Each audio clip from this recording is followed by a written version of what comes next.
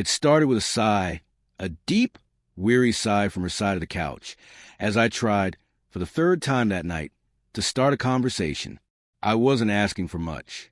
It wasn't like I was demanding all of her attention or pulling her away from something important. I just wanted to talk, to feel like I still mattered. How was work? I had asked earlier, leaning against the counter as she scrolled through her phone. Fine, she murmured, not looking up. A one-word answer. Again, the same as yesterday and the day before that. It was a slow erosion, the kind you don't notice until one day you wake up and realize you're standing on the edge of something broken. The warmth that used to fill our home had been replaced with something colder, something distant. And I couldn't pretend not to see it anymore. Hey! I tried again later that night, sitting beside her on the couch. We haven't really talked lately. I feel like we're just existing next to each other. Her fingers tapped idly against her phone screen. She didn't answer right away, like even acknowledging me was a chore. Finally, she sighed. I don't know what you want me to say. I studied her, searching for something, anything, that would tell me she still cared. I just want us to connect again, I admitted. I miss how we used to be. She exhaled sharply and set her phone down with an irritated clatter. Look, I don't know why you keep bringing this up. Not everything has to be some deep, emotional conversation. I'm tired, okay? Tired. That was always the reason now. She was too tired to talk. Too tired to spend time together. Too tired for intimacy. Too tired for me. I swallowed down the sting, but I couldn't let it go. Not this time. It's not just tonight, I said quietly. This has been going on for months. I feel like I'm the only one trying anymore. She gave me a look, one that said she was already done with the conversation before it had even begun. And then she said it. I'm not responsible for your needs. For simple words, spoken so matter-of-factly that they cut deeper than if she yelled them. I blinked, stunned into silence. She wasn't angry. She wasn't emotional. She was just indifferent, like I was asking for something unreasonable, like I was too much for wanting basic affection from my own wife. I stared at her, waiting, hoping for some sign of regret in her expression, a flicker of realization that what she had just said was cruel, that she had taken things too far. But it never came. Instead, she leaned back against the couch, picked up her phone again, and resumed scrolling. Conversation over. Like nothing had happened. Like she hadn't just shattered something between us. I sat there, feeling the weight of her words settle over me like a lead blanket. I had always believed that love meant showing up for each other, even when it wasn't convenient. That even when things got hard, even when life drained us, we still made the effort. Because that's what marriage was. That's what I had been doing for her, for years. And now, she was telling me without hesitation that she felt no obligation to do the same for me. I wasn't angry. Not yet. I was something worse. I was done. I didn't say another word that night. I just sat there, absorbing the truth of it all. I thought back to the times I had canceled plans with friends because she needed me home.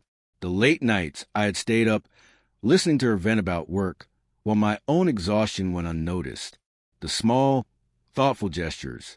And for the first time, I wondered why I had tried so hard for someone who had already given up on me. I had made every effort to make her life easier, happier. It had always been her needs first, and I had done it willingly, because that's what love was. But now, I was looking at my wife and seeing a stranger, someone who felt nothing when I told her I was hurting. And that's when I made my decision. If she wasn't responsible for my needs, then I wouldn't be responsible for hers. I wasn't going to argue. I wasn't going to beg. I was simply going to let her experience exactly what she had chosen. And when the loneliness started creeping in, when she realized that the emptiness she had forced on me was now her own, she would understand. Maybe not today. Maybe not tomorrow. But soon. Something inside me shifted that night. I don't know how long I sat there, staring at the woman I once thought would always be my safe place. My partner. But the moment she uttered those words, I'm not responsible for your needs, I saw things clearly for the first time in a long time. This wasn't a bad day or phase she was going through. This wasn't stress or exhaustion. This was who she had chosen to be. And if she had the right to step back from our marriage and only care about herself, then so did I. I didn't announce my decision. There were no dramatic conversations, no ultimatums, no angry fights. I simply stopped trying. For years, I had been the one to check in first. How was your day? Want me to pick up something on the way home? You okay?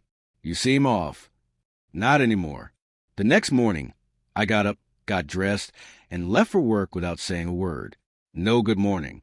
No, do you want coffee? I had always made 2 cups out of habit. This time, I only made 1. She barely noticed. Good. That was the first test. I had been the one keeping things together for so long that I wanted to see how much she'd even care when I stopped. The small withdrawals continued. I didn't ask about her work anymore. I stopped texting during the day to check in. When she came home and sighed loudly, clearly wanted me to ask what was wrong, I stayed silent. It felt unnatural at first. Years of effort, of putting her before myself, made it instinct to reach out, to care. But every time I remembered how effortlessly she had dismissed me, it became easier. She had no problem telling me she wasn't responsible for my needs. So why should I be responsible for hers? The first couple of days, she didn't react much. Maybe she thought I was just in a bad mood. By the end of the week, though, I saw the first signs of confusion. She walked into the living room where I was reading, her phone in hand. You've been really quiet lately. I shrugged. Just busy. She frowned but didn't push. Not yet. A few nights later, during dinner, she tried again. Are you okay? You've been acting different. I took a sip of my drink and met her gaze.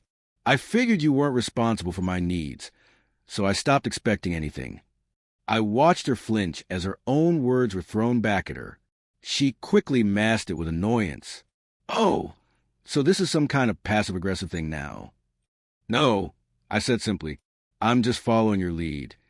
She had no response to that, and for the first time, I saw uncertainty in her expression. Then came the real test. I stopped doing things for her. It wasn't just emotional withdrawal. It was practical, too. For years, I had carried the weight of our marriage. Now, it was her turn to feel what it was like to be alone that I had taken care of so much without a second thought. I had filled her gas tank, paid most of the bills, and handled the small annoyances of life, so she wouldn't have to. Now, she was on her own. The laundry? I did my own and left hers untouched. The dishes? I washed mine and left whatever she used in the sink. The car? She'd figure out. When she needed help logging into an account or fixing something around the house, I simply responded with, "You'll figure it out." And each time I saw the shift, the small cracks in her confidence, the hesitation in her voice when she realized I wasn't stepping in automatically anymore. She had expected me to always be there, even after she made it clear she wasn't willing to do the same for me. Now, she was starting to feel it, the emptiness, the loneliness, the weight of no longer having someone to rely on. But she was too stubborn to admit it. The real moment of impact came 2 weeks in. She had a bad day. I could tell the moment she walked in. Her shoulders were tense, her face drawn. Normally, I would have asked what was wrong. I would have listened, reassured her, pulled her close. Instead, I barely looked up from my laptop. She lingered in the doorway for a moment before setting her things down and sighing loudly. I said nothing. Finally, she snapped, "Are you seriously not even going to ask how my day was?" I turned to her, completely calm. "Are you asking because you need support or because you're realizing what it feels like when no one gives a damn?" She froze. For the first time in a long time, she had nothing to say. She had wanted independence. She had it. She had wanted a life where she didn't have to be responsible for anyone else's needs. Now, she was living in it. But there was a difference between wanting space and realizing you're alone. And I could see it in her eyes. She was starting to understand. And it terrified her. I had expected her to break sooner. Not because I wanted to gloat or rub it in her face, but because I knew, deep down, she wasn't prepared for what life looked like when I stopped holding everything together. At first, she tried to act like it didn't bother her. She filled the silence with music, with social media, with endless distractions. When I didn't check in on her after work, she buried herself in scrolling through her phone for hours. When I stopped asking if she wanted dinner, she started eating takeout in the living room, mindlessly scrolling, pretending my absence didn't affect her. But I could tell. The loneliness was seeping in. She was feeling the weight of what she had chosen, even if she wasn't ready to admit it. The first real crack came on a Friday night. She had always spent Friday evenings unwinding with me, whether it was dinner, a movie, or just sitting together and talking. It was our thing, a quiet routine that had become so second nature. She never imagined it could disappear. But now, I didn't initiate anything because this wasn't my battle to fight anymore. I had fought for us. I had tried. I had given everything I had to keep our marriage alive. But love isn't something you can carry alone. And now, for the first time, she was the one feeling the weight of that emptiness. I ate alone. I put my plate in the sink and went straight to our bedroom, leaving her alone on the couch. I heard her shift uncomfortably, her phone notifications buzzing in the background, but no one was really talking to her. She was waiting for me to say something, waiting for me to make it right. I didn't. And when I finally walked past her to grab something from the kitchen, she blurted out, "Are we just going to pretend this is normal now?" I turned, leaning against the counter, meeting her gaze with the same unreadable expression I had perfected over the last few weeks. "What's not normal?" I asked evenly. She gestured vaguely at the room, at us, at everything that had changed since she uttered those words that started all of this. "You're acting like I don't exist." I exhaled slowly, setting my glass down. "No," I corrected. "I'm acting exactly how you told me to act. I'm not expecting anything from you. I'm not making you responsible for my needs. Isn't that what you wanted?" She flinched just slightly, but she wasn't ready to give in. Not yet. Instead, she rolled her eyes, grabbing her phone again like she was too busy to care. "You're being ridiculous," she muttered, getting up and heading to the bedroom. But I saw it, the hesitation, the way she lingered for half a second longer, as if hoping I'd call after her. I didn't. As the days passed, she started to unravel. At first, she masked it with anger, small, cutting comments thrown my way. "You used to care more. It's like you're punishing me. This isn't how marriage works." I met every accusation with the same quiet, steady response. Marriage is supposed to be a partnership, but I was the only one carrying it. That shut her up real quick. Then came the testing phase. She started trying small things to see if I would soften. One night, she casually mentioned an inside joke from our early days, waiting to see if I'd laugh. I didn't. She tried making dinner and setting the table for two, something she hadn't done in months. I took my plate and ate in the living room. She came home with coffee one morning, setting it down in front of me with a forced, "I got you this." I thanked her, took a sip, and went back to work. No extra words. No reward for the sudden burst of effort. She was confused, frustrated. I wasn't playing the game she expected. I wasn't angry or petty. I wasn't sulking or lashing out. I was just done chasing. And it scared the hell out of her. The final blow came on a Saturday night. She had made plans with her friends, her usual distraction, except this time when she came back home. She wasn't her usual confident self. She stood at the door, keys in hand, looking lost. I glanced up briefly from my book. Waiting, she hesitated before finally saying it. It wasn't fun. I arched an eyebrow. What wasn't? Being out, being with them. It just... She exhaled, shaking her head. I don't know. It fell off. I didn't say anything, because I knew exactly what she was feeling. She had gone out expecting to fill the void. But no amount of laughter or shallow conversation could replace what she was truly missing. She thought she could function without me. But loneliness doesn't hit all at once. It creeps in, slowly, filling the spaces where love used to be. And now, she was starting to understand, but she still wasn't ready to admit it. So instead, she swallowed hard and added quickly, "Anyway, it doesn't matter." She turned, heading to the bedroom. And I let her go, because this time, she was the one who had to fight for me, Dot. Or are you just fighting against the consequences of your own choices? She blinked, startled. She hadn't expected that question, not in that way. Her grip on the glass loosened, her shoulders slumping just slightly. Of course, I'm fighting for us, she said, but her voice lacked conviction. I tilted my head, watching her carefully. Are you? She swallowed hard, her gaze darting away, because deep down she knew the truth. She wasn't fighting for us.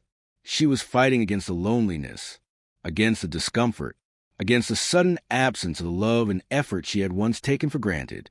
And that wasn't the same thing. I don't know how to fix this, she admitted finally, voice barely above a whisper. For the first time in weeks, she was honest. And for the first time in weeks, I let myself soften just a little. You start by wanting to fix it, I said simply. Not just because you don't like how it feels, but because you actually care about what caused it. She inhaled sharply, as if the weight of those words hit her all at once. Because now, she had to ask herself the real question, the one she had been avoiding all this time. Did she miss me? Or did she just miss the version of me who never asked for anything in return? The silence stretched between us, thick with unspoken words. And for the first time in a long time, I didn't rush to fill it, because this was her moment. And if she wanted to save us, she would have to take the first step this time. That last line says everything. This time, it had to be different. Love, real love, isn't just about being there when it's easy. It's about showing up when it's hard, when the distance feels insurmountable, when the damage feels too deep to undo. But it can't be one-sided. It can't be a cycle of one person giving while the other just takes. For the first time in a long time, I saw her choosing me. Not out of fear, not out of habit, but because she finally understood what she had almost lost. And maybe, just maybe, this time we could find our way back. Together.